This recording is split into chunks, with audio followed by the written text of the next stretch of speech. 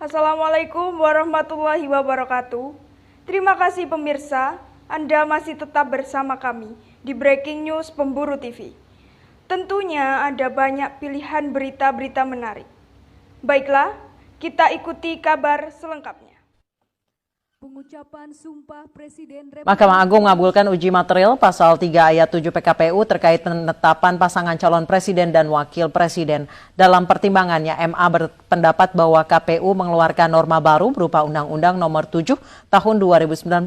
Belum diketahui dampak dari putusan ini terhadap mekanisme penetapan hasil pemilu tahun lalu. Assalamualaikum warahmatullahi wabarakatuh.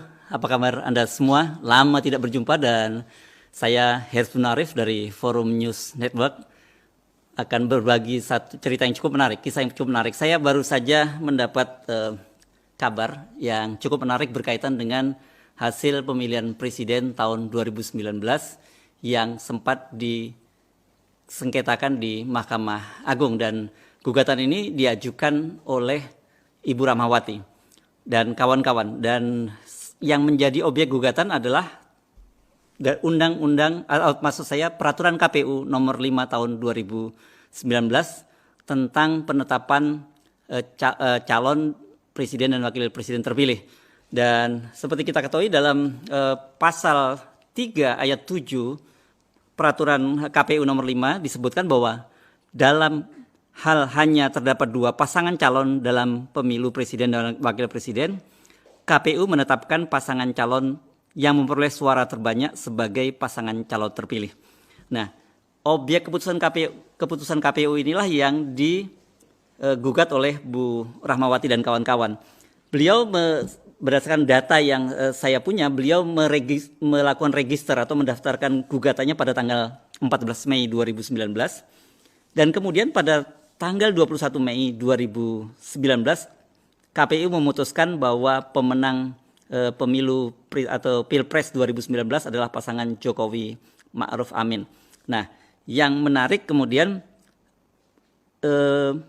Mahkamah Agung sudah memutuskan gugatan ini pada tanggal 28 bulan 10 tahun 2019. Tetapi kalau kita membuka direktori dari Mahkamah Agung, keputusan itu baru diupload pada tanggal 3 bulan Juli 2020. Atau kalau tanggal 3 itu kalau tidak salah bertepatan dengan hari Jumat. Jadi baru sekitar 3 hari yang lalu. Ini ada jeda yang cukup panjang antara keputusan dari Mahkamah Agung dan kemudian diupload atau dipublish ke publik pada tanggal 3 Juli 2020. Jadi ada sekitar jeda hampir 9 bulan. Ini cukup lama, padahal ini persoalan yang cukup serius. Mengapa? Karena objek persoalan ini menjadi menarik karena berdasarkan keputusan dari Mahkamah Agung disebutkan bahwa keputusan atau peraturan KPU tahun nomor 5 tahun 2019 itu bertentangan dengan Undang-Undang nomor 7 tahun 2017 tentang pemilu. Di dalam undang-undang itu diatur bahwa seorang pemenang pemilihan presiden itu harus memenuhi 3 kriteria setidaknya. 1, dia harus menang 50% plus 1 suara. Kedua, dia harus memenangkan di seluruh wilayah, seluruh provinsi atau 34 provinsi minimal 20%. Dan yang terakhir, dia harus menang setidaknya di separuh plus 1 dari seluruh provinsi. Dari ketentuan undang-undang itu yang juga diatur dalam pasal 6A Undang-Undang Dasar 45. Jadi ini bunyi antara Undang-Undang Pemilu dengan Undang-Undang Dasar 45 ini hanya copy paste. Jadi sama semua. Ada 3 ketentuan tadi. Dari 3 ketentuan tadi, kalau kita cermati sebenarnya harusnya Jokowi tidak memenuhi ketentuan itu karena dia kalah di Sumatera Barat. Ada 13 provinsi yang kalah dan kemudian 2 provinsi Jokowi hanya memperoleh suara sekitar 14%. Kalau tidak salah ini datanya perlu saya buka.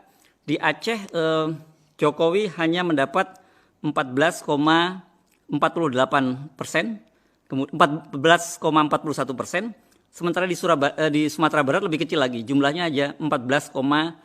0,08%. Artinya sebenarnya dari ketentuan Undang-Undang Dasar Pasal 6A maupun Undang-Undang Nomor 17 Tahun 2017 tentang pemilu, Jokowi tidak memenuhi ketentuan ini.